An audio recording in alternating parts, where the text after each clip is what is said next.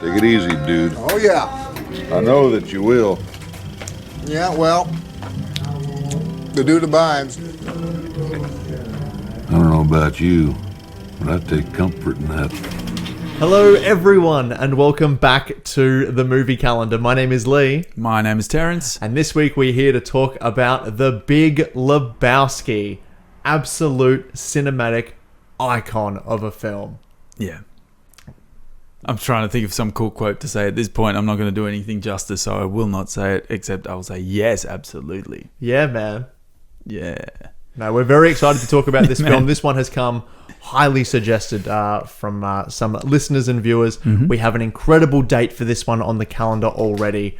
So very excited to add this one for you to my good friend Jay. We've got some amazing hashtag whataboutwhens as well. If it is your first time here, if you are subscribed to the religion that is dudism and you are checking this out, hello, welcome. We appreciate you, and we're gonna do a little bit of talking around the things that you have. If you weren't aware, this film has its own religion that follows it, which came about a few years after, and we'll get into all of that, plus the characters and the writing, as well as we've got a section here called "What Does It All Mean?" where we're gonna try and figure it out. Yes, and we will be speaking about this film as if you've seen it. There will be spoilers everywhere if you haven't seen it, so go watch it. You should just go watch it anyway. But yes, what is it all about? Yeah, so that'll come later. Full spoilers ahead. We've got links to all of our social medias down in the comments below. They're flashing up on the screen if you're here on YouTube. Otherwise, yeah, we are at the Movie Cal pretty much everywhere, and we've got time codes down there as well if you want to jump right to your favorite bit. But yeah, we're going to get straight into it before getting into our hashtag whataboutwhens and then adding the film to the calendar. Did you say the email? themoviecal@gmail.com. I said it was in the description. Yeah, but people might not go descriptions. I don't do that all the time. You got to on mobile devices. You got to tap an extra thing and see them. If someone wants to send us an email, I'm sure that they can know where to find it. Now they do, because I just said it, and we have a website on the internet, which is where websites are. themoviecalendar.com. Yeah, look us up on your web browser of choice. Yes, they're very affordable. You can get one anywhere. Lots of types. He's drinking, which means he's happy to let me just talk and flounder in my own silly words. No, it's fun. That's what we're here for. We're all here for silly words. This film has so many silly words in it. We are going to do our best not to swear. We keep this kid friendly as much as we can. If there are any, we will beep them out accordingly. Yes, and I reckon there might be a couple that are dropped. We have not been drinking White Russians at all. We did contemplate. We thought about it. Setting some White Russians up when the realization was that we didn't have any heavy brown dressing gowns. Yeah, that was a sad moment. We've got some great sunglasses, which you saw in the last episode of... Sad moment. Do you mean it was a sad moment when we realized we don't have costumes? Yeah, we should dress up for every episode. The budget's not high enough for that. Oh, this could be a great idea. What a great development of this little thing that we're doing. We will dress up, or I will dress up for certain episodes and certain episodes only. And I've already done it. I've worn special shirts for Iron Man, and we did the Sunnies thing. And that was dressing up. Oh, I have too. Yeah. Yeah, okay, fair enough. You wore the dinosaur thing. I wore the dinosaur thing for Jurassic Park. That's dinosaur right. thing. I was like, Trogdor the Burninator. I was like, what episode did you wear the dinosaur shirt for? And it wasn't a dinosaur, it was a dragon. Thank you very much. Oh, yeah. And I wore Superman in the Goonies. Yes, you did. That was very good. Yep. Partly because I forgot the actual really good, awesome, tangible meaning between Superman and the Goonies. Yeah, I'll say I forgot. I didn't forget. I knew. No, you knew what it was. Yeah, I knew. Everyone knows. Thank you. But let's talk about this film. Very excited to talk about The Big Lebowski. Now, full disclosure, I am not the biggest fan of the Coen brothers. I like a lot of their films, but not everything that they've done. They can be a bit, I don't know, a bit odd for me. Yeah, I was going to say a bit out there. Yeah. But I think that's their appeal. Oh, definitely. They write it so well. Yeah, write it so well. I can't wait to talk about their writing. I had a quick look at some of the films that they've written. They've produced a lot, but I looked at the ones they've written, and then there are four or five that I've seen, but definitely a couple that are standouts. Fargo, amazing, absolutely. No Country for Old Men, one of my favorites. Brilliant. also, I really enjoyed Burn After Reading and Oh Brother, Where Art Thou? That was really cool. Also had John Goodman in it. George Clooney. George Clooney's been in a couple of their films. He was in Hail Caesar was one. Yeah. But, you know, those four I remembered. And when you can remember a film off the top of your head, that was really cool. But at least a couple of those will be making an appearance on the calendar at some time or another, some point. Yeah. Or another, yes. Yeah, very much so. I had a film of the Coen brothers, an interesting one. At least I think it's one of theirs. If it's not, I'll be very surprised. Called Lady Killers with Tom Hanks in it. I picked it up as a DVD in a bargain bin somewhere, which whether it belonged in there or not is open to interpretation. And it's such a weird movie, and I watched it so much. I don't know why. I really enjoyed the characters. I thought it was funny. This was like in my early 20s, late teens, and I just watched Lady Killers so much. Is it Coen Brothers? Yep, The Lady Killers, 2004. The Lady Killers. I think it was a remake of another film of the same name. But yeah, it was just super weird. And I was really into it. What's its rating on IMDb there? 6.2 out of 10. I think there's the Big Lebowski, I think is an 8.1. So in IMDb, people who rate things on there are quite harsh. J.K. Simmons is in it. Yes. Tom Hanks. Marlon Wayans. Yep. Wow. Yeah, eclectic cast, that Yeah, one. yeah, that's a good way of putting it.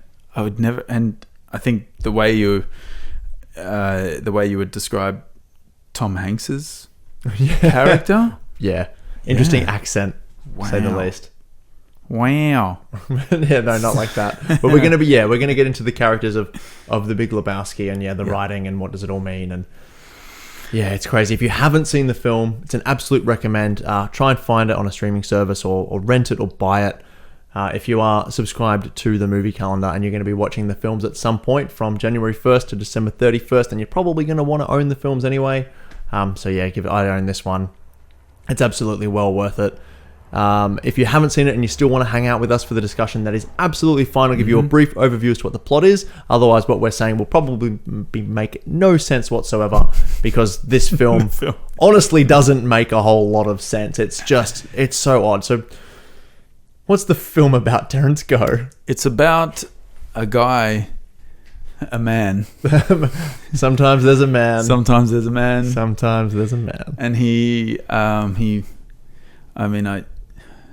it's a case of mistaken identity. I lost my train of thought. Yeah. That's what I was ramping up to. Yeah, it's a case didn't even let me. There's a case of mistaken identity, and this character called the Dude, who is a lazy early 90s Los Angeles bum essentially, gets mistaken for a millionaire, and these people are looking for money, and they pee on his rug, and he just goes on a mission to get his rug back because it really ties the room together. He gets muddled up in this fiasco. Yeah. And at the end, it's like, well, was any of that necessary? Yeah, there's a great quote by one of the directors, and I wrote it down and then paraphrased it for the purposes of this when we get to talking about the writing discussion. But he says, it is a hopelessly complex plot that is ultimately unimportant. And I couldn't agree more. At the end of this, you're sitting there going, hang on a second. There were so many metaphors to life. There were so many things in this worth revisiting and trying to make sense of in a reality that we are aware of. And it's very difficult to do just that. Yeah.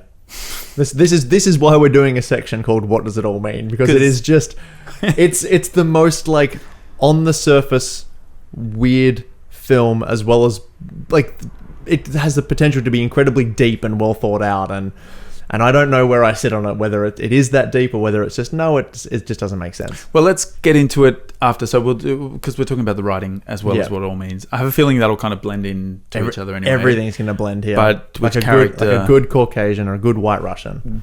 I'm glad you finished up with a good White Russian. It's very weird when he starts talking about the Caucasian. I'm like, what are you talking about? Yeah, man? it's a drink. It's his other name for White Russian. Characters. Who should we start with in this film? Oh, sometimes I don't start with the main character, like I didn't want to for Spider-Man, but this one, we'll start with the dude himself. Even though this film is not named after him. No, we'll get to that in a little bit. But yeah, the dude, El Duderino. For those who don't like brevity. Yeah, played by the incredible Jeff Bridges, who the Coens didn't really have anyone in mind when they were writing the film for this character. They did for a bunch of other people, but not for the dude. And then when it was, the idea was floated that it was to be Jeff Bridges, it was so perfect they couldn't imagine anyone else. So wow. away they went on that train of thought. Cool. So much so that when he was reading the script, when Jeff was reading the script, he's like, "Did you hang out with me in high school? Like this dude is me. Like it's so me." And he's a lazy bum who just coasts through life. Yeah. Seems to have it all figured out. Well, he does, doesn't he? Because nothing that matters to other people matters to him in terms of the level of importance that people put on things, including material possessions. Yeah. Except for one. Is he a pacifist? Amazing rug. I would imagine he would be. He refers to himself as a pacifist, I think. Does he? I think so. He talks about someone else being a pacifist. Right. The other bowling, the competitor. Smokey's a pacifist. Smokey is a pacifist. And he's messed up. And he's fragile. Does he call him fragile? Yeah, I did not know that. But I would say the dude is a pacifist, but he doesn't, do you say akin himself? He doesn't abide by, I don't use that word lightly, by any formal sort of recognized way to live. Yep. So you could say he is a pacifist, but I don't think he defines himself as one. Yeah. He doesn't care too much for social norms and fitting into a societal structure of any kind. That doesn't benefit him. He just cares about being the dude. Him. Yep. He just wants to be the dude. He wants to smoke weed and drink White Russians and go bowling with his mates. And the first scene that you see him in just epitomizes it so well. It's set up brilliantly. He only does two things. He goes shopping for milk and he pays for milk. And you learn everything you need to know about the character in this beautiful little beat. Man, it is just priceless. Yeah, going up to the register. Shopping. He's got the milk mustache on his actual mustache. Yeah, because he took a swig of milk in the supermarket to check if it was okay. And then he pays for it 69 cents with a check. That's the thing that's very American, right? Here, you don't pay with checks anywhere, really. I mean, we stopped doing that as a nation, I think, 10, 15 years ago anyway. Or more than 20 years ago? Probably 10 years before this. Holy moly. Just 30, 40 years ago? I hear it's quite commonplace. Maybe not anymore right now. I don't know. Correct me if I'm wrong. But it's just hilarious for under $1 for 69 cents. It's also the date. Unbelievable. The date that he puts on the check is actually like over a year after the actual date that it is in the film, which just goes to show how poor he is, because he dates the check for 1992, but the film is set in 1991. Are you serious? Yeah, so it's like that's how much of a loser and a bum he is, that he's like, by the time they cash this, I should have it. I should have 69 cents. Just the first shot when he's walking right down the aisle perusing the milk in the garb that he wears. And I also thought, geez, how many milks do they have over there? That was nuts. So many. It's like a kilometer, 1.6 miles for our US viewers of milk. Other way around. 1.6 miles. Yeah, you meant I didn't. It's a thing. They know that I meant that. The right thing. 1.6. Just make it the kilometers. Correct one. 1.6 kilometers every mile. Yeah, make it right. So how long is you know what I meant? 1,600 meters in a mile, right? Yes. See, that's so what 1 kilometer said. is how many miles? Rewind it. 1 kilometer is how many miles? Oh, it's point. Exactly. So Yeah, it's okay. not 1.6 miles. Oh yeah. You see what you did now? My math's good, Yeah. We should not do math. but now he opens it. Yes, and paying. That's the dude. All right, good. We've done that. No, we're going to keep talking about Jeff Lebowski. All Not right. that Jeff Lebowski. Jeff Not Lebowski. We're going to talk about the dude still. The dude. All right. So we are introduced to him in a beautiful way. Yep. And then we're introduced to the way that his life changes so abruptly. Yeah. But I think this is the next bit where we see so much of him. It's how he responds to this violence. Yeah. That is my number one. Well, one of my ones for What About When. Yeah. When he gets, assaulted in his home and straight into the toilet. Where's the money, Lebowski? And his retort. He's like, oh, it's down there somewhere. I gotta have another look. Straight back into the toilet. So good. I think at that moment, I was like, you go into thinking, this guy's a loser. And he gets taken and beaten. And you think, oh no, he's done something stupid as well. And then you're like, oh, I love this guy. Yeah, they're looking for someone else. But yeah, just his like whole outlook on life and his ethos, his inner ethos that he just has of just coast, man. Just relax. Like everything's gonna be all right, and things are gonna happen. Like don't even try to succeed because you just end up failing, and it's a pretty terrible way to kind of. Do you think it's a defeatist attitude? I don't know. I don't know if that's what he's. I'm torn about it all. I don't know if that's his thinking. Don't even try because you won't succeed. Yeah, maybe I'm bringing that to the table. You are, because he's not looking for success. Maybe I'm projecting. Ooh, look at this. How many kilometers in a mile? Not enough. Let me put that to you. I think you may be putting that in on the table. I don't know how to say it right. Yeah, he has no expectations and he doesn't strive. He just wants to make sure he can smoke and drink and bowl. Yep. That's it. And his life gets disrupted. The important things in his life. Well, we never, and fun fact for the readers at home, you never actually see him bowl. He does not take a ball and throw it down a single lane in the entirety of the film. He doesn't even ever touch a bowling ball, does he? Well, he does. He's holding one in the beginning when he walks into his apartment, and he picks one up in the fantasy sequence when he gives Maud the ball. But yeah, otherwise he doesn't. He's not seen bowling whatsoever. Well, he doesn't give Maud the ball. Yeah. She takes it. No, he picks it up and gives it to her. Really? I think. I thought he puts his fingers into her fingers. Doesn't matter. He puts her fingers. It's a fantasy sequence anyway, so it doesn't really count. What a great sequence. But yes, more of that later. All right. So we never see him bowl. Yep. He loves it so much. We only see him drink something other than a White Russian when he's bowling. He drinks beer. But he drinks when he's in the car as well. When he's drinking and he drops his little roach. He does that squeal. It goes between his legs. And then he just pours the beer. It's like, oh man, I've been there. Down. You've been there. Drinking and smoking while you're driving. Don't smoke or drink in the car, kids. No, nothing like that. That's hilarious. The squeal he gives. Sorry.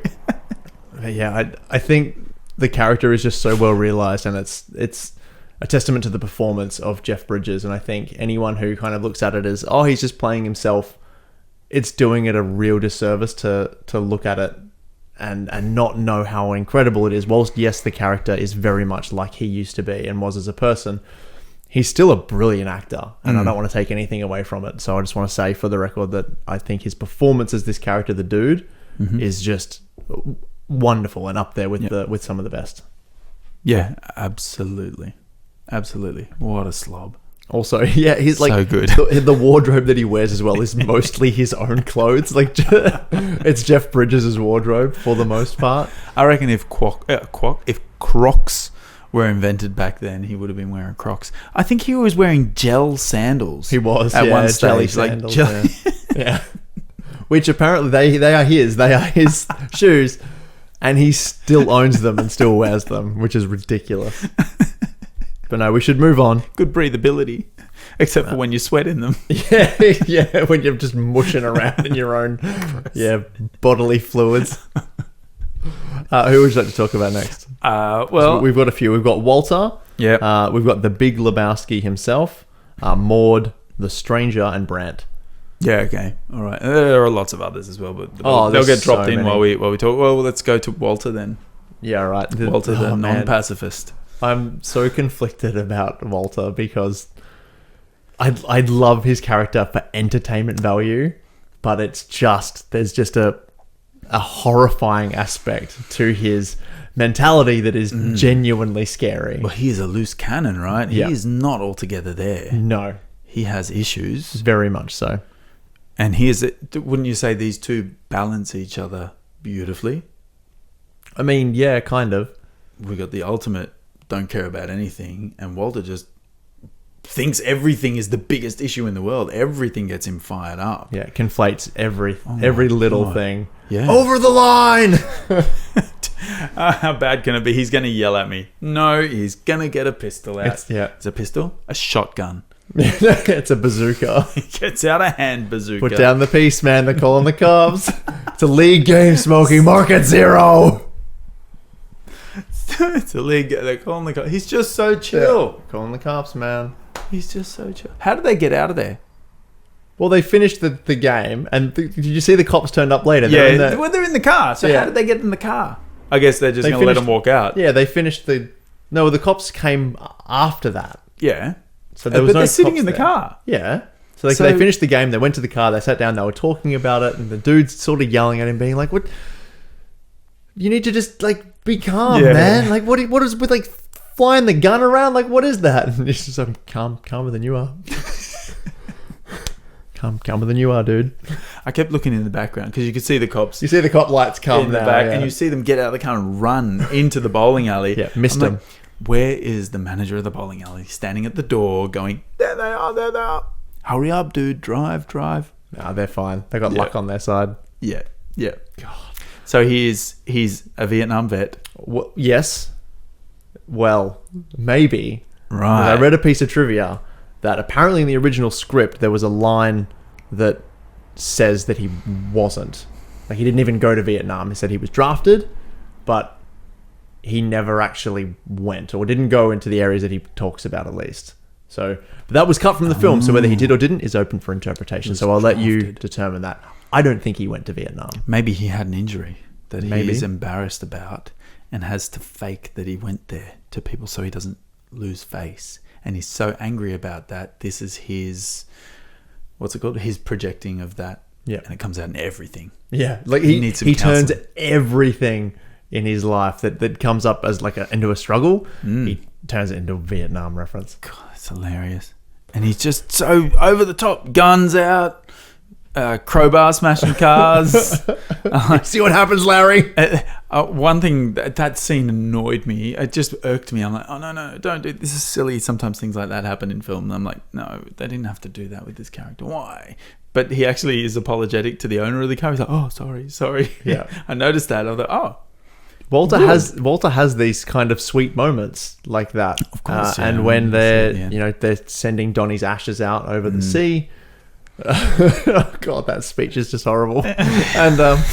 and he throws the ashes and the wind goes and it gets in the dude's face, and he is genuinely apologetic and feels sorry, and he's also sad that he lost his friend. Like there was a genuine care there, as much as it does not look like he cares about Donnie at all during the entirety of the film, and we'll get to that in a little bit as well. Yeah, but it's the only time that character has a chance to share his grief with someone else that understands him, and it was really nice to see. That was quite a beautiful moment where I think as an audience member, I was anyway, I kept going, come on, hug him, dude, hug him, please. He wants a hug. And like there's a moment where the dude like is so angry in that moment where he kind of lifts up his arms like he's gonna like hit him on the chest, like not punch him, but just like give him a little shove. And when he lifts his arms up like this, Walter like holds his hands out, like he goes for the hug, and then he realizes that that's not what he's going for, so he puts his arms back down behind his by his sides. It's so sad. That's where and his head kind of goes down. Right? He's like a just standing child, there. giant man child. And you see the shot of the two of them side by side in front of each other, where Jeff, the dude, is down the rock. He's lower. Yeah, he's lower, and John Goodman, who's already a man mountain, huge, is even taller towards him. Yeah, but he's so little in that scene, metaphorically. So spiritually. So it shows this nice depth to the character. At least he's not just an angry so-and-so who has lost his wife as well, Yep. who is divorced, who still is And he's massive issues feeling about that. obliged to help her out with whatever his guilt is, you know. It's a show. It's a show dog, dude. I can't board it. It'll lose its hair. My God. So It's got papers. you know, what's funny is when they walk out of there, they just leave the dog. Oh, that's the dog. That's the gun scene, isn't it? The dog's just yapping, following them behind. Market zero. He's a cool character. I do wonder why the dude hangs out with him. I mean, they're bowling partners, but Yeah, I don't know. They're probably friends before. do we ever see Walter bowl? Oh, I don't know. I can't think of a time that we do. Yeah, I don't think so either. We just see Donnie bowl, Yeah. Yes, and every time Donnie bowls, he gets a strike, except except for the last one, right before he dies. it's called Sad for Donnie. the death blow. Death.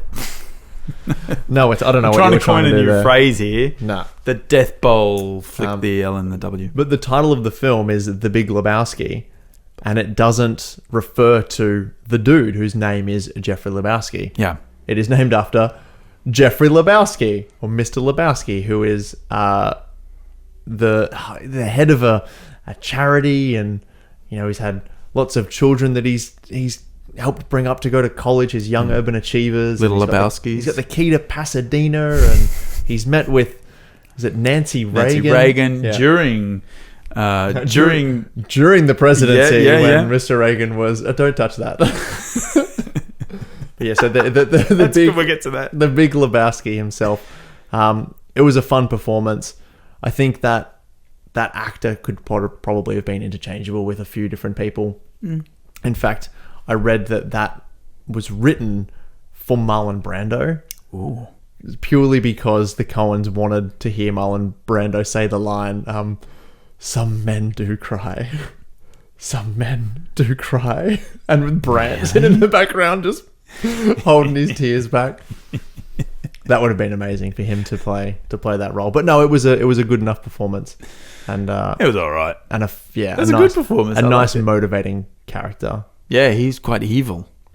He's a nasty man. Yeah, you need a villain of the story, Yeah. and he was a pretty good one. Yeah.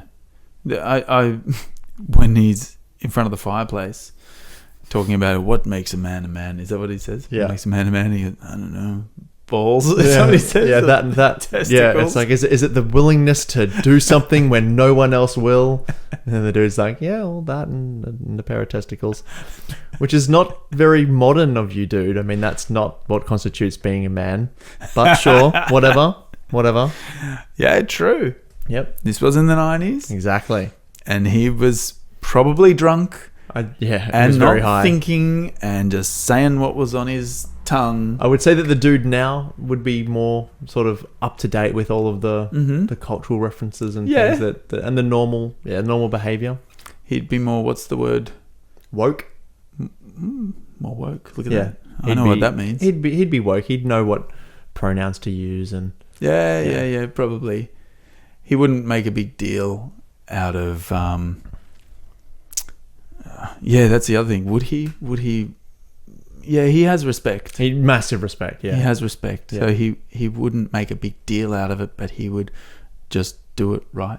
yeah. He'd be like, oh, he'd say some wrong, and he'd get corrected, and he'd go, Yeah. oh, sorry. Oh, okay, yeah, because he has a good memory, Yeah, right? Which he uses a lot because he just Mainly parrots because his everyone else own- in the film. because he's got no ability to make his own words anymore. Yeah, so he just parrots everybody else in the Yeah, film. yeah. He has so many lines in the movie where he's just mirroring somebody else's from previously heard, which is great. Attempting to mirror other people's. Well, while we were talking about the Big Lebowski, his right hand person, Brandt, played by the incredible Philip Seymour Hoffman. Yeah. And like this guy's got some incredible performances out there, and I'm sure we will be talking about him again at some point on the calendar.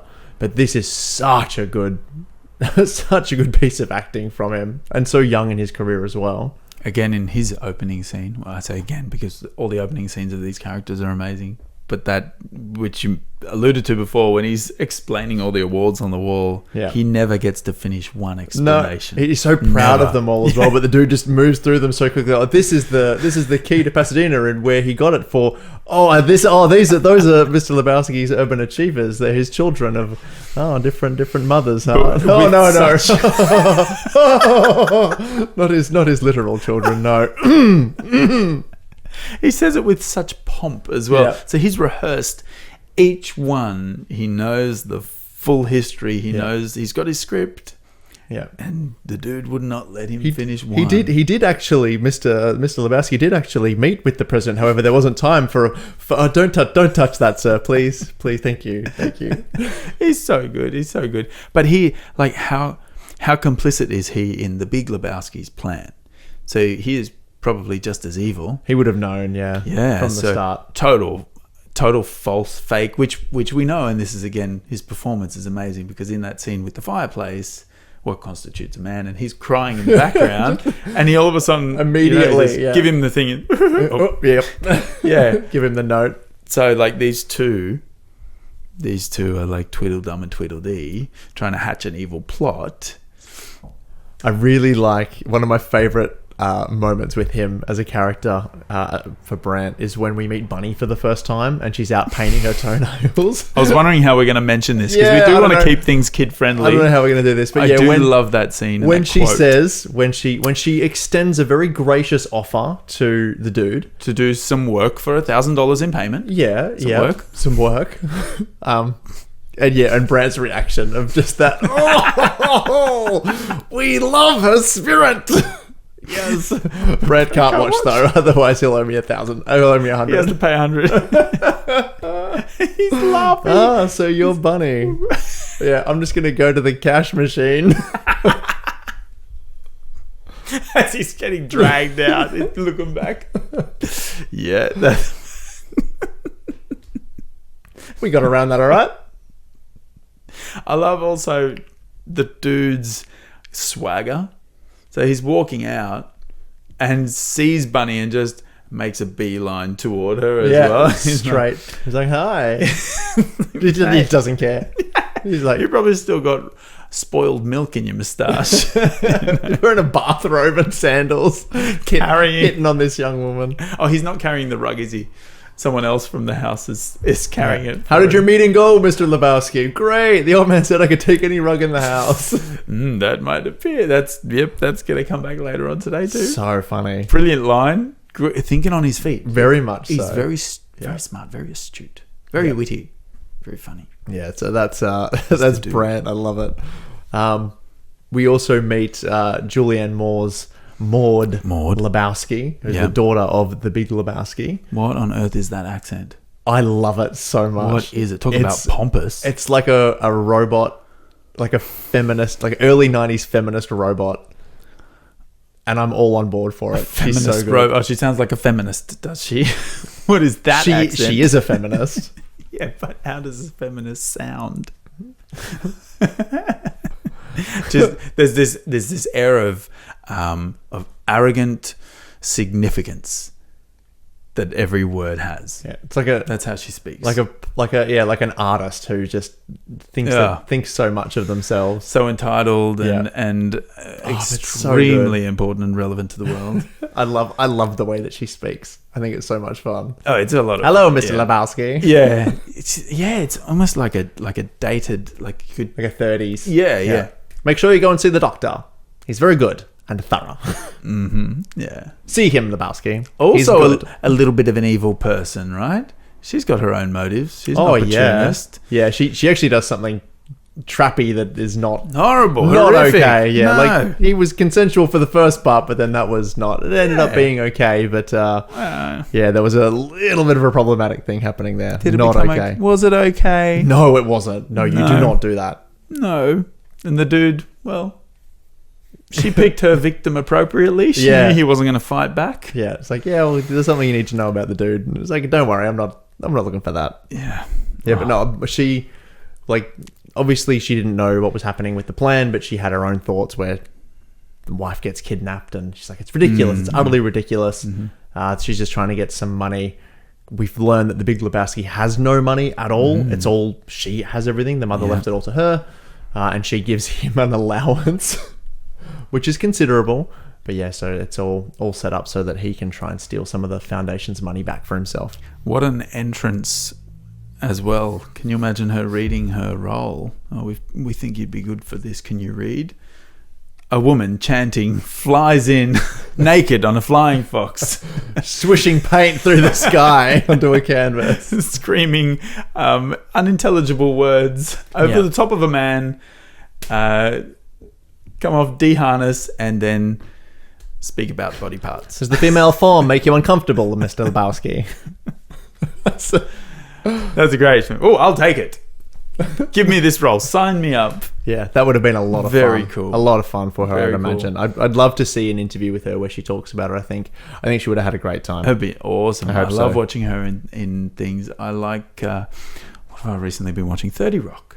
Oh, And she does a few episodes with Alec Baldwin, and really, really nice character, really cool role that she plays in that too. But that's fun. I've liked her in everything I've watched, and she's so diverse as well. Oh yeah, she can do anything. She's such a good actor. Yeah. The last one that we have to talk about for the characters is the stranger, the drifter, the cowboy. Sam Elliott. Sam Elliott. Man, If best you're gonna- mo in the biz. Absolutely the best mustache in the business. Like, how much, did you get a bit of an inferiority complex watching this film? Skip ahead. We're gonna cut this bit out. Oh no! Press the skip ahead 15 seconds. I've button. hit a nerve here. Woo, Lee, there's something I got to tell you here. I come back with a black eye. I'll never say it again. He used to be clean shaven.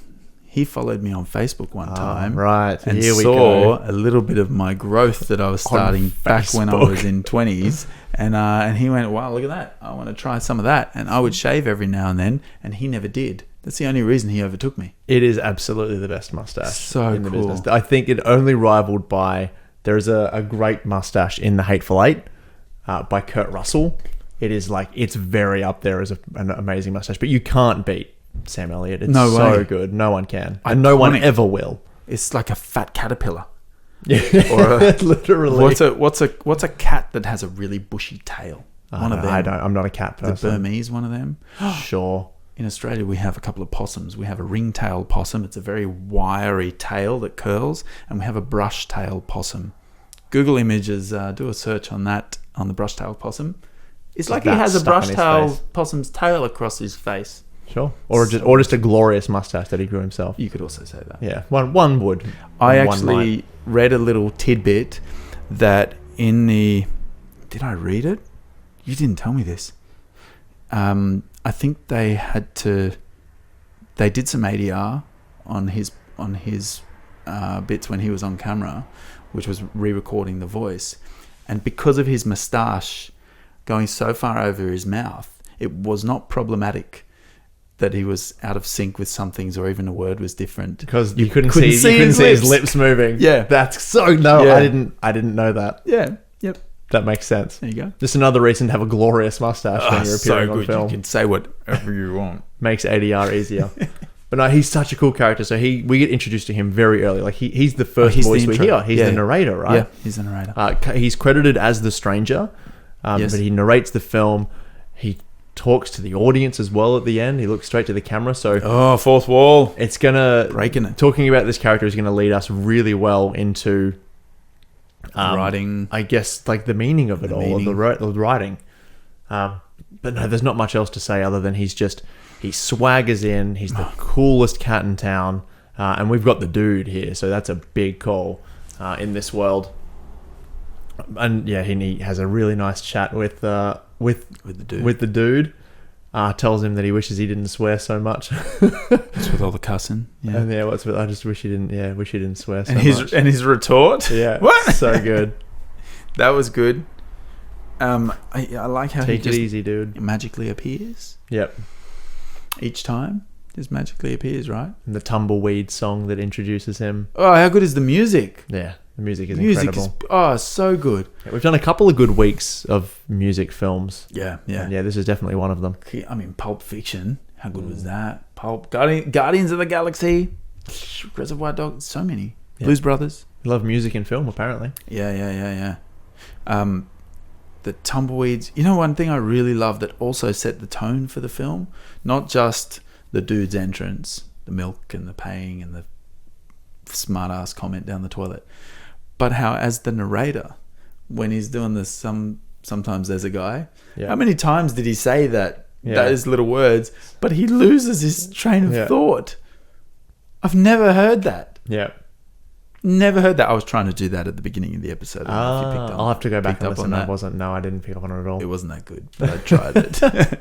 But I had to double take. He says sometimes there's a man, and not necessarily meaning a hero, but sometimes there's a man. And I'm talking about the dude here, but sometimes there's a man, sometimes there's a man, and then that's how we get introduced to him. And then after he says that, he goes, "Wow, I lost my train of thought here. Oh hell, I done introduced him enough." Yeah. So good. So good. His words are so refined. Yep. Everything that comes out of his mouth. It's perfect. I just did a little pop noise with my mouth. Yeah. On purpose. I don't know why. Chef's Just kiss. Gobsmacked. It ends with him, right? Yeah. And again, that character was written for him. Oh. Like with him in mind. You can't get anyone else. Anything he's in. I got a friend who loves him. He's like the best voice, best actor ever. Anything he's in is gold. He's in Parks and Recreation as well. Oh, really? Mm-hmm. He's got a really nice He's got a role scene in a one of my favorite independent films called Thank You for Smoking. Yes, Aaron Eckhart. I Have you love seen that. I love that. Oh, look, with a Discovery. We've spoken about many films. Haven't spoken about that one before. No. Yeah, that's a really good one. So he plays the Marlboro Man. Yeah, In that. That's so right. Good. I never even used to smoke Marlboro. Yeah. I love Aaron Eckhart. He is fantastic. That was the film that made me realize who he was and how good he was. Mine was Aaron Brockovich. Was he in that too? He's the big mustache biker. Are you talking about dates Aaron Eckhart? Aaron Eckhart. Oh, okay, because we're talking Yeah. about mustaches and Yeah. Sam Elliott. Okay. Love Oy, okay, all right. Anyway, was we're funny. going. We're going to talk about Aaron Eckhart probably pretty soon on the movie calendar in a film where he plays a small A role. character. Don't give it away. Oh, no, I'm not going to. It's fine. But yeah, he's so good, and yeah, written incredibly, not like this show. He's written incredibly well, Yeah. which is leads us really nicely into the writing of the film, which is just so weird. I can't think of any other way to describe it. I think every character is written as such a separate piece. Yeah, like You know? it feels like it's almost like a TV show where sometimes a lot of the characters are written by different writers to have different voices. Mm-hmm. It feels like that. Donnie is a great example of this, right? It's like Donnie and Walter. Lee just told me before. He said the dude hardly talks to Donnie. Just Twice. 2 times. He He references him or yeah, twice only, and once it was right at the beginning. The other one is when he's walking away with the phone. The only 2 times that he acknowledges Donnie's existence at all. That's crazy because you think the dude's a really nice guy, and then you realize that, and I'm thinking, wait. But then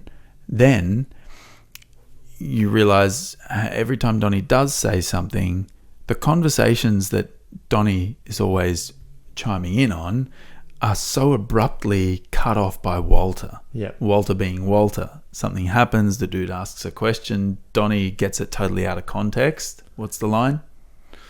Oh, shut up, Donnie! You're out of your element. And he gets shut down, and before the dude could even say anything, even if he wanted to, Walter's back in with his 10 cents. But and Donnie is also a character who doesn't really pay attention as well too much in the conversation. So he'll kind of be like doing his thing, and then he'll jump in and be like, "Oh yeah, how did that go, dude?" And Walter is you can tell that it's just been years, so many years of this that he's just so sick of it. So that every time that Donnie opens his mouth, it's like a Pavlovian response. He's just instantly met with just vitriol and negativity. It's just, shut up, Donnie, you're out of your goddamn element. I have to say it, I'm going to beep it. Donnie, shut the up. You're out of your element, Donnie. That it is so... once the gates open, quick, let him out. Boop, boop, boop, boop, Yeah. So I can beep them. Do them all at once. They're great, and the fact that he says them so many times, and he has such vitriol with it. Yeah. So I to don't the know point how where, long- like, when Donnie says something that Walter is actually interested in, where he's like, "Oh, we made the we made the semis. And he's like, Donnie, oh, when are they? Yeah, it's a Pavlovian response. Yeah. Donnie's mouth opens. I must scream abuse at him. There's like little moments as well where Walter doesn't say anything, but you can see it still on his face where he'll just, and he'll breathe in and his eyes go up into the sky and he's just like, oh. And this is one of the things I love John Goodman for. How good he is with that. With subtlety. Conveying his emotion with his express. That's what a great actor does. But Body language. He's so good with this. He's so good. He says so much without saying anything, right? Absolutely. But that is all the character. Like, that's written. Like, oh yeah. From the research that I did, I found out that the script for this film was, and very much like a Tarantino script. Once it was written, it was written. There was no rewrites done. It's pretty much word perfect from the page to the screen. There's only one instance of a character saying something in the film that wasn't scripted, and it was an ad-lib line by Jeff Bridges where he calls the Big Lebowski a human paraquat. Yeah. It was the only line that wasn't written in the script. And in fact, so much so that Jeff Bridges, who hadn't worked with the Coens before, went up to John Goodman and was like midway through filming and was like, when are we going to get our rewrites? Because he's so used to like the writers changing things and being like, we're going to move in this way now. And John was just like, oh no, no, you don't rewrite a Coen script. Once it's ready to shoot, it doesn't get touched. Wow. And like to the point where even all of the stammerings, the stammerings, the man, like, oh God, man, and Donnie, and like every one of those was written.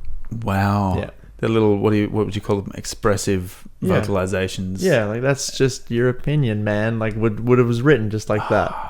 But so it sounds so natural from these actors. It's almost as if they've written for them, the same way Tarantino would write for each of his actors. Exactly, yeah. Just you said it. Did you know me when I was in high school? Did you follow me around? Because he's, especially with the dude, he says so many half sentences. To be able to read that and even follow the script and read it and go, wow, what am I trying to say here? Yeah, it would have been so hard. But so fun to be able to vocalize it in your head and go, this is awesome. Look at that. Yes. Yeah. That's so cool. I was going to bring up a Donnie comment, one that I really love, where he does always come in and just doesn't get the concept or totally misunderstands the idea. Walter talks about Lennon. Is it Walter that talks about Lennon? No. Bowski dude talks Lennon, about Lennon. And he thinks that he's referencing John Lennon. He goes, I'm the walrus. It's like random. I think I was just they ignore him. And I'm like, yeah, shut up. Oh, Walter didn't yell at you. Good. Don't say anything anymore because that was ridiculous. And then he does it again. Yeah. And then Walter just jumps straight in. I think he says it 3 times. I'm the walrus. I am the walrus. He's really trying to let people know. Not that Lennon, Donnie. Oh, man. Poor Donnie. Yeah. Poor Donnie. I wonder what his backstory is. We're not here to discuss that, but that poor kid has some really weird backstory. Yeah. Again, whilst you could see it as a small role, was written for Steve Buscemi. Oh, really? Yep. With him in mind. Yeah. 98, this was filmed, right? Yeah. He was also in Fargo. Oh, was he? Yeah. Man, it's been so long since I've seen Give it a watch. I haven't seen it for years. I think I watched it in high school. So was one of the nihilists. Yes. It's those two together. Oh, they're the two. They're the two, in the guys. diner, okay. yeah. All right, yep. I can't remember his name. Peter Strom. I'll find it. But I've seen him in, there's a show, Swedish Dicks. It's incredible. Swedish, and he's a private eye, and he's got his awesome thick accent that he's so well known for. That's fun. Brilliant. But yeah, again, going back to the Coen brothers quote that I said at the beginning about the writing, I paraphrased it, and because I wrote this down in the writing before I found the quote, and it's a story that is incredibly complex that ultimately leads us on a road to nowhere, because the characters don't really learn anything. They don't change. The dude is exactly the same at the beginning of the film as what he is at the end. He hasn't gained anything. He didn't get any money. Nothing. He doesn't have his rug back. he even says it himself. He's like, if I could have just been happy with a pea-stained rug and not done anything, and now I'm just entered in this whole world. And at the end of it, Donnie ends up dying, and they're just like, oh, well, let's just go bowling. Sometimes you eat the bar, and sometimes the bear eats you. And he doesn't finish the quote, right? And sometimes, hey man, 2 oat sodas, please. Peter Stormare. I'm totally Right. saying that wrong because I think he's Swedish or he's. Sorry about the pronunciation. Yes, he's from a country where different letters put together are said in different ways too in English, probably. But no, I think the Coens were able to capture laziness so well in the writing. Yeah. The dude is just such a perfectly well-crafted character. Just make him drink a milky drink. Yeah. Milky beverages don't go well for mustachioed people. It looks funny on screen though. That's why the stranger's character only drank sarsaparilla from a bottle. Yeah. Drinking from a bottle is He very also clean. He sucks it off He his still mustache does? as well. Oh, damn it. Yeah. Takes can't a escape. big sip and he's like, that's a good sarsaparilla. We know the plight. Yeah. Soups are dangerous. Been there. It's a dangerous man's game. He dribbles it everywhere. He's always walking with the glass. Like you before we started recording when you were trying to make a joke and I made a joke.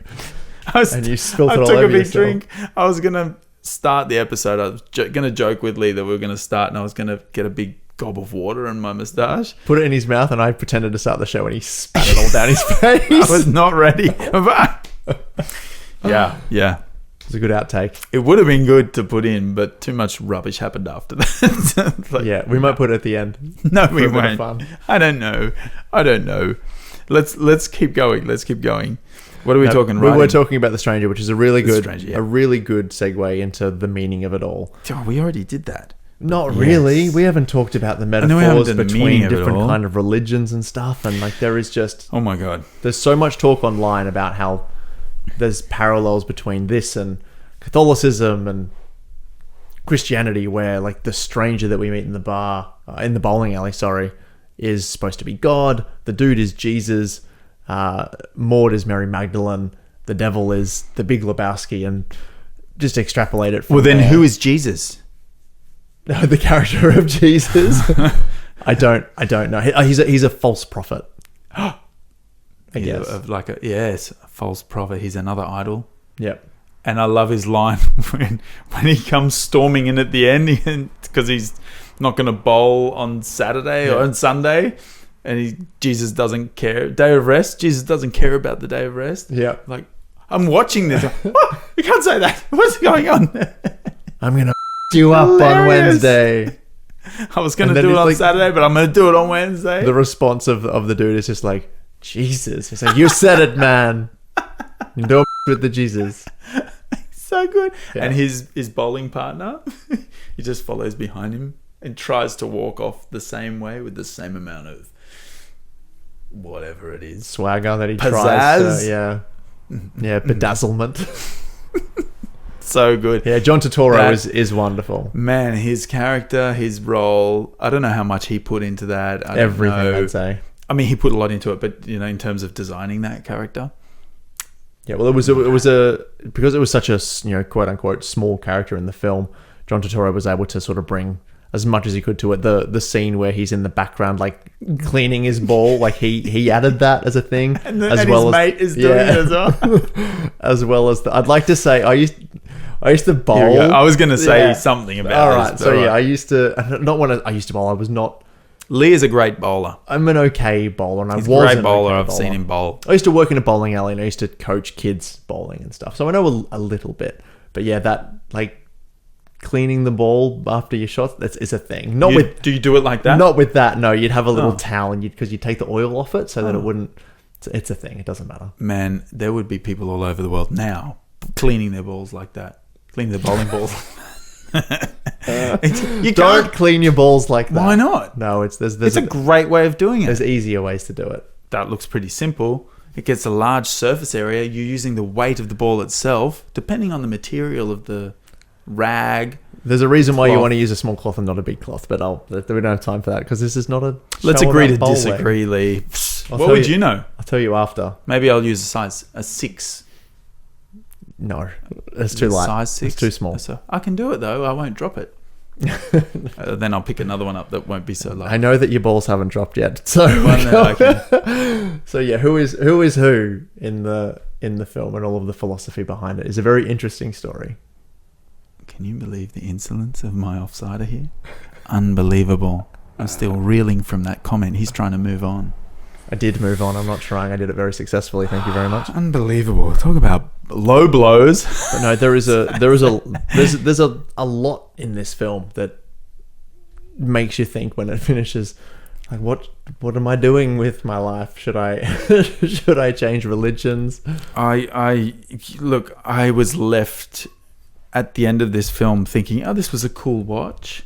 And then when the stranger makes these biblical references to the dude being the dude for all us sinners, and you know, that one got me. I'm like, hang on a sec, what's going on? And wait, how did he know that there's a little Lebowski on the way? And how does he know? Why does he say the bit when Donnie died? Who is this guy? Yeah. What's going on? So for me, I have my own theory, and I think that he's kind of like a guardian angel over the dude, which is City of Angels, which is why he's able to tell the story of this guy as it's happening. Okay. And yeah, he's just there to kind of look out for him and watch out for him and tell his story to us. Is he a real? He is a real person because he interacts with the guy at the bowling alley, the bartender, Sure, whoever's behind the counter. Because I thought of that for a while. Guardian angels can do that. They can interact. Mm-hmm. Damn it! Really? Oh, I don't care. Wow. Finishing the film, I was left thinking and reeling in my own inability to join the dots because I didn't know what the dots were. Yeah, it's like, wait, Jesus is there, but he's a pedophile. So he's not a pedophile. Is he called him pederast? He's a sex offender. Yeah, registered sex offender. Registered. Oh man, what a great scene where he has to walk door to door. Yes. But no, I was telling Terrence, he wasn't aware that there is a religion that was founded after this film came out, like an entire religion. And so for fun, I kind of went on the website, which is called Dudism. And I just read out the opening paragraph. They have some great artwork on here as well. But it was literally, come join the slowest growing religion in the world, Dudism. An ancient philosophy that preaches non-preachiness, practices as little as possible, and above all, I lost my train of thought there. Anyway, if you'd like to find peace on earth and goodwill, man, we'll help you get started right after a little nap. And they are a legit organization. They have over 600,000 priests worldwide. Priests? And yeah, so you can get ordained as a Dudist priest online by filling out a form. And that's too much fun. Online? Yep. Does it say what you have to do? I haven't clicked on it. I don't know. I wouldn't imagine it'd be very hard. Well, it should be the easiest form you ever fill out, I'd imagine. I might like to put my hand up for that. Yeah. I wonder. I'm going to have a look at this. We've got a convert. I may be able to create some beautiful bounds of wedlock in the future as a priest of, what's the thing called? Dudism. I like it. Yeah, I don't know whether it's known in Australia, if it's legal in Australia, but there's states in the United States where it is. I've been there. I can work kind of retroactively on that, right? Anybody can marry anyone in the United States. I want, maybe by the next episode, you'll be looking at a changed man. That would be so funny. Wow. I wonder if you have to wear like a bathrobe. Do they give you a certificate? Is there room for one here? I'm not putting a certificate of dudism on my shelf. I think here. Oh my god. Yeah. Hashtag what about when Terrence became a priest of dudism? That's funny. Would you like to move into our hashtag what about whens? I'd like to take a break, have a little nap. All right, well, I'm going to finish off the rest of the... I'm going to... This is unbelievable. Yeah. Breaking news. in your own time. I don't mind. I think I know what my new drink. I've never bought a bottle of Kahlua ever in my life. Kalua's that's nice. this. That sounds horrible. Please don't do that. Don't Don't do that. No. We have found his nails down the chalkboard. No, I wasn't looking at what it was when you did it, and it sounded like you were farting in your chair. So just think of that when Sorry, the listeners podcasters. at home, yeah, I was turning the glass on the table. that sounded very much like. Oh, really? Yeah. Well, to me, it didn't. No, it really Please, all the YouTube people comment That's on why the Foley podcast artists app are a thing. and say that was not what Lee said it was. Okay, I'm excited. I have no idea. I just want to mention before we move into our hashtag What About When's, Yeah. that something really cool that I learned researching this one, and it was pretty much before every scene. Jeff, I keep wanting to say Lebowski. Jeff Bridges would go up to the Coens and say, "Hey, before like when the dude was on his way here, do you think that he lit up before he came?" And if the answer was yes, he'd like sit in the corner and like rub his knuckles into his eyes until they became all bloodshot, and then he would do the scene. Yeah, I thought was a little bit of fun. That's good. I want to also talk about not just we've talked about writing, but very briefly on the imagery, on the storytelling. Not too much on storytelling, but there were some scenes here that I thought were just brilliant, really, really nicely cut. The use of music was unbelievable. The music choices was great. We mentioned that before, but the edited sequences of like the bowling alley at the beginning. Introducing us to the beautiful, introducing us to their church, the bowling alley. Yeah. Oh, it's where they meet Jesus. I think I think that was so nicely done. I don't know who the editor was or who the DOP was on this, but the directing is just beautiful to have these pieces in the story, including all of the, would we call them dream sequences? Mm-hmm. You know, whenever he gets knocked out or drugged, I think from when Maud's goons hit him, he gets knocked out, and there's an incredible transition to flying over the city, and he kind of sees stars or something, and the stars from the bowling alley neon signs become the stars in the cityscape below.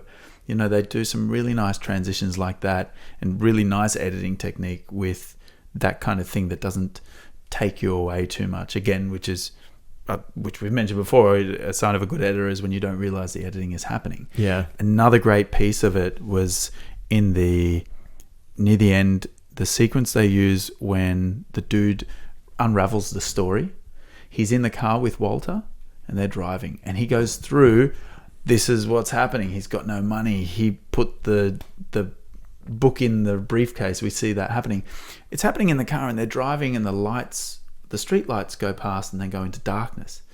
And when the darkness comes, they cut to his explaining of the scene where the Big Lebowski is putting this plot together, and then it's during a thunderstorm, it seems, because the Big Lebowski is in the house at night, and it goes dark and light with crashes of lightning, and then it cuts back to them in the car with the lights. You know, I just thought that was really smart, a very unique way of intercutting these two scenes. That's Roger Deakins for you. Beautiful. Have I spoken about Roger Deakins to you before? Why don't you speak to us all about Roger Deakins briefly? This is not a Roger Deakins episode. No, it's not. As good as he is, I will sing his praises at some point in the probably very near future. Have we already done something? No, I don't think so. Okay. But no, I really want to talk about some of the work that he's done, because he is probably the best cinematographer that has ever lived. Wow. Okay. Cool. And he's worked with the Coen brothers a bunch. In fact, he did No Country for Old Men. Yeah. The same year that he shot the assassination of Jesse James by the coward Robert Ford. Okay. And he was nominated for Best Cinematographer for both of those on the same year. So he was against himself, and he still lost. Lee, you can't say that at the end of it. Yeah, I know. It's horrible. Say that. He's been nominated for like 11 Academy Awards. So it's like and he rigged. He won one. He rigged the local raffle Yeah. with 4 other people, where he had 2 entries and he still couldn't win and it. he still didn't win it. Yeah. That sucks. I don't even remember what won that year. It was probably something amazing. That sucks. But that was really great, and all of the dream sequences, the beautiful, the costumes and the color and the choreography of it all. Just when the dude is so out of character and he's dancing, hilarious. Just. So those shots cool. for future reference, when you're talking about things that are setting up sort of where our characters are going to be, establishing shots. Establishing shots. Yeah, really like good establishing shots are fantastic. Normally it'll be like That's usually an exterior of a building or something. yeah, or you'll get a shot of a bridge going into the city and it's New York and they're boring. Like there's so many more clever ways to do establishing shots, and Roger Deakins knows how to do them cleverly that you in a way that you haven't really seen before. So that's an excellent example of that. Well done. Oh, thank you. Would you like to talk about What About When? Yeah, we might as well. Amazing. Lots of funny bits in this film that we haven't really talked too much great about. moments. But yeah, episode 32, The Big Lebowski, #, What About When. The best way to contribute to this is Twitter or Instagram. We are at The Movie Cal. We have an email as well, themoviecal@gmail.com, sorry. All of these can be found at our website, themoviecalendar.com, or down in the description below. Mm-hmm. Terrence, do you have any What About Whens for The Big Lebowski? I do. I have some suggestions, and I have my own.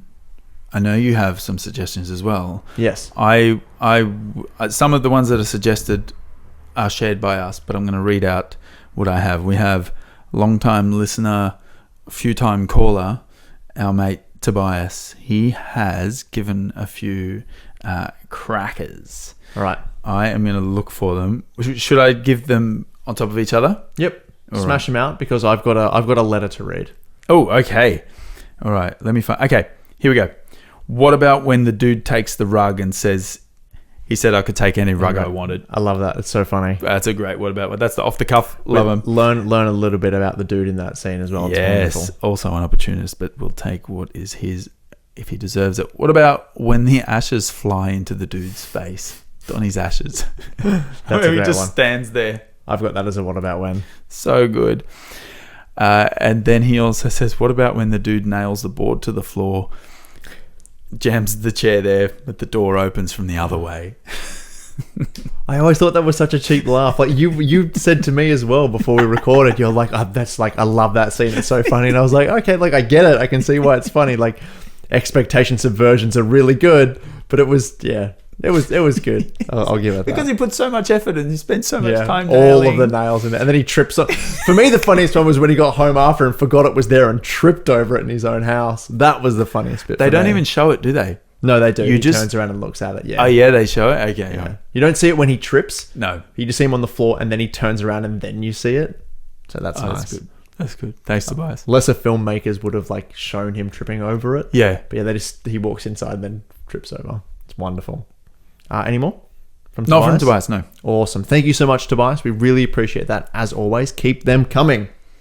I've got quite a few here that are sort of woven in between this really nice message that I got from a good friend of mine who, for this film, is his favorite movie of all time. So much so that he watches it every few months. He has given us a date for the movie calendar for this one, even though we have an exceptional honorable mention in our movie cal date placing for this one. Yeah. But if it's all right with you, I'd like to read some of this letter. Yeah, go for it. Okay. He says my love for this movie is clearly defined by the dedication that I have on my sleeve. So he's literally got tattoos on his arm that have reference to this movie. But I love it mostly because it is a 5-star film that you don't see coming. From the moment that Sam Elliott, who even though it's only a bit part, does an amazing job, he introduces us to sometimes there's a man, sometimes there's a man. As you watch the dude write a check for a carton of milk for 69 cents, you know that this guy is just an absolute deadbeat. He just lives his life and enjoys the little things like bowling with his mates. All the dude wanted was his rug back, but in spite of his constant state of inebriation via White Russians and weed, he still figures out what's going on behind the scenes. He talks about how he didn't want to write an essay, but he's ended up writing an essay. So he's going to give us some what about whens. and they slay me every time. Every single shut the up, Donnie. Yeah, good. I had to say the whole thing is just is too funny. I wholeheartedly agree. And he loves the fact that Steve Buscemi will go to like anti-Trump rallies and people have that sign up for against Donald Trump, and he goes and like takes pictures with them. Oh, that'd be cool. I love it. That's really fun. Cool. Very timing as of recording this. Very timely. The Jesus. And he was so good, John Turturro, that he has his own spin-off film that was directed by him called... I saw The Jesus Rolls. The Jesus Rolls. Incredible.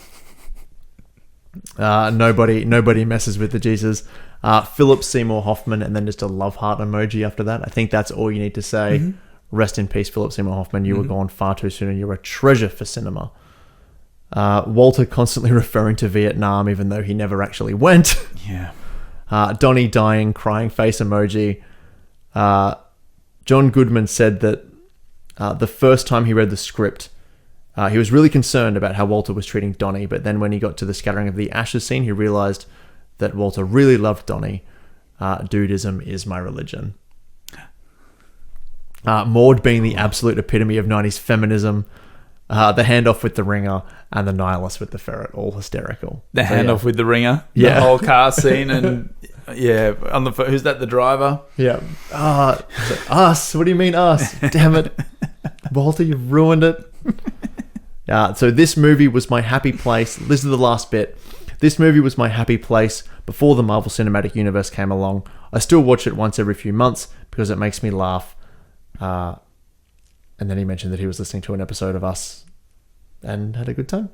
Can't wait to see me again. That's so cool. Thank you, Jay, for Thanks, that. Jay. I really appreciate it. You're an absolute champion. I love you, and thank you for your contributions. Oh, cool. And I might be joining the cloth. Is that what you say? The robe. The robe. You might be donning. You might be donning the robe soon. So reach out to Jay, and he'll let you know how it works to become a Dudist priest. That'll be cool. I can't wait. Yeah. I'm so excited. I should temper my excitement though. You just be like, yeah, whatever.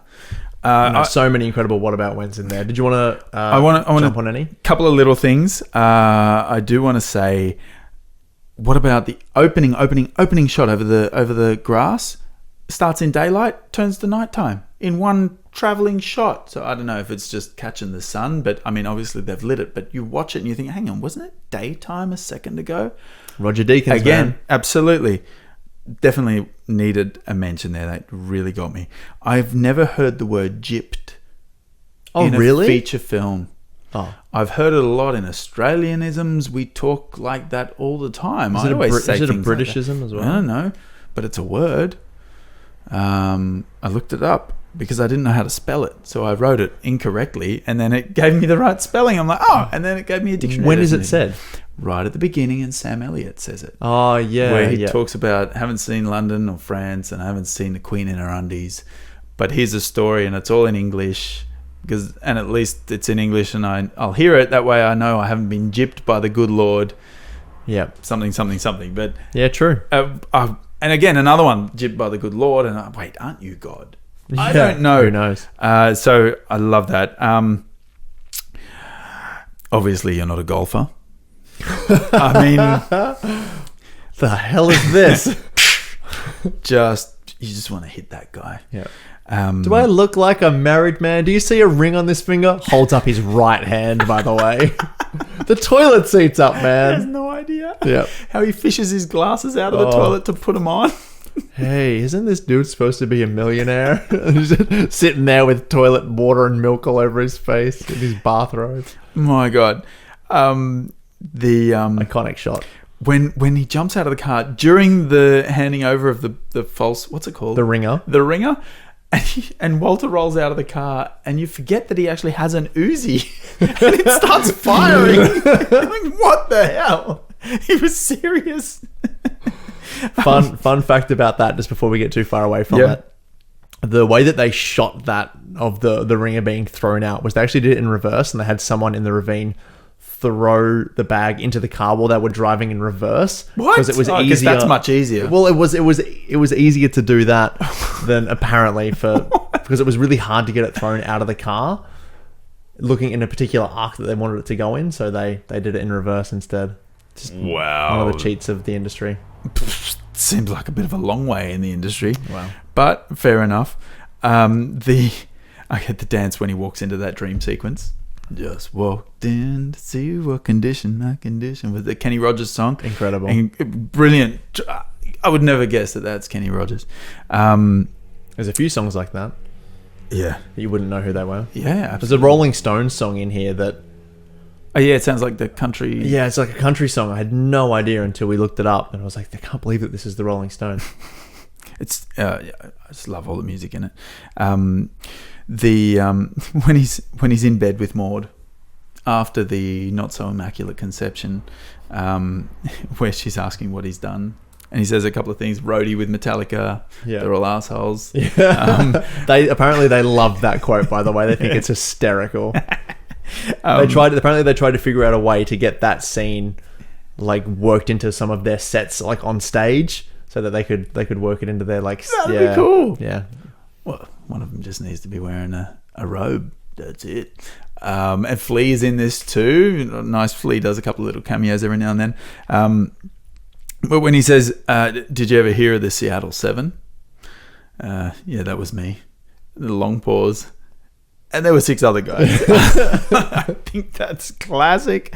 When he calls Walter in an emergency, and before Walter picks up, he's going, "Walter, pick up the phone. Pick up the phone. This is an emergency." And this is his willing... And Walter picks up. He's like, "What are you doing calling me on Shabbos? I don't pick up unless it's an emergency." "Well, why did you pick up?" "Because I knew it was an emergency." Yeah. I'm like, oh, there's some spiritual stuff going on there. Wills it into existence.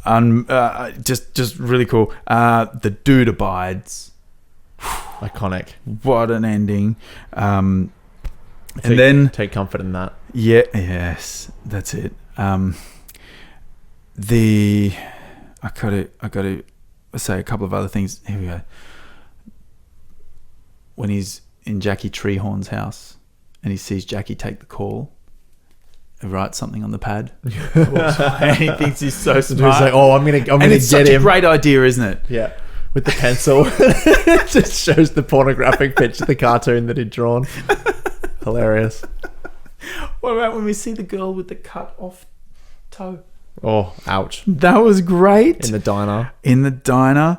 And here's my last. What about when Terrence realizes oat soda means beer? Yeah. He gets 2 oat sodas. What it does to the dude. I'm gonna use that. I think I have to use that. I think that's going to be law that I use that if I do what I said I'm going to try to do. Yeah. I want you to go to a bar and I want to be there and I want you to order an oat soda and see what they do. Yeah, I'm going to 2 oat sodas, and then the next thing you'll see me going, "It's a beer." Just a beer. I just want a beer. It's the Big Lebowski. It doesn't matter. Subtitles. Do you know? Just give me. I'll take one of those. I'll just point. Yeah, you should definitely do that. I'd love to see that. I think that's it. I've got all of my things Perfect. out that I wanted to. There's going to be a bunch of stuff that we haven't mentioned. Apologies Always. for leaving it on the floor. There's so much to talk about in this film.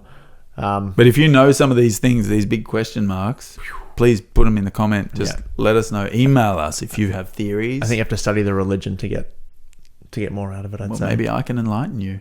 Eventually. And I'm going to use lots of words now like that. Okay, go for it. We're at the end of the episode. But Enlighten is one of them. Before we finish, we are going to add the Big Lebowski to the movie calendar. Had you forgotten, Terrence? Far out. I have the honourable mentions here. All right, we'll flick through to the honourable mentions and then we'll add the film to the calendar. We have a date chosen by our good friend Jay. Who gave us some amazing What About Whens and a great letter. Yeah. Thank you for that. First honourable mention is the date that the dude writes on the check at the beginning for 69 cents. Yeah. The date is September 11. Yep. Yeah, we thought about putting it on there for that. A film is going to have to go on that date at some point. Would have been a really good one to put. This would have been a really great one for that date, I think. But alas, we already have a date, so we'll find another great piece of cinema for that day. There is a better second honourable mention. So that was the first one. The next one is very, very very relevant. March 6th was going to be the next date. I love this date. Tell us why. This is the sacred high holy day of dudism, the day of the dude. This is the actual day that's celebrated every year in the Church of Latter-day Dude. That is so good. We only have one film in the month of March at the moment, and it's Guardians of the Galaxy. So that would have been fantastic. It would have been that. Has to get mentioned because people need to know this. Yep. Unless they're going to join the robe. I agree. Get it? Join the cloth. Is that a thing? That's my second word on it. I've lost the date.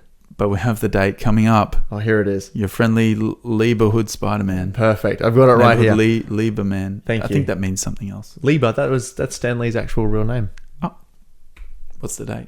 The date that we have chosen for the Big Lebowski to appear on the movie calendar from now until the end of time is June 5th. Why, Lee? And the reason why we have chosen that date is because this is my good friend Jay's favorite film, and this day is on his birthday. So he would like to watch this film on his birthday every single year. So it was as easy as sending me a message. Send us an email to let us know what your favorite film is and where you would like it to appear on the calendar, just like Jay has. So just for you, my good friend, The Big Lebowski appears on June 5th. Thank you very much. Yeah. This doesn't set a precedent of saying, oh, can you put this on my birthday? You have to have a great reason for it to be on your birthday as well. Yeah. It might, like if we don't have another day, maybe that's the best day to put it on. But this one had a couple of good dates. Yeah. But there's a great reason to put it on Jay's birthday. Yeah. He follows this religiously. Classic. He is tattooed. He is tattooed with the Big Lebowski. Is he tattooed with the dude? No. That would have been awesome. Maybe. I don't know. You got two sleeves, right, Jay? We'll have to. I think there's something on the other one as well. You can cover it. But no, that's So, and not every film that gets suggested will appear on the movie calendar, but we still like hearing them. So please let us know. We just love talking about films. So if you want to talk about films with us, please feel free to do so. Drop a comment down below if you like. If you haven't subscribed, do so. It's free and it helps us out. As well as leaving a like is also really nice as well. Do you have anything to add before we end the show, Terrence? No, I want to think of a cool thing to say to finish it. All right, we'll wait. All right.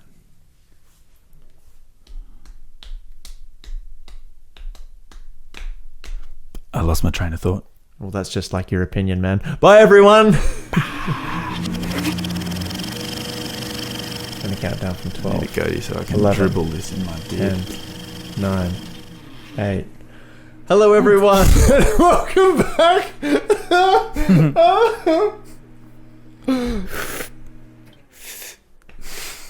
That's all of you. Did you do that on purpose?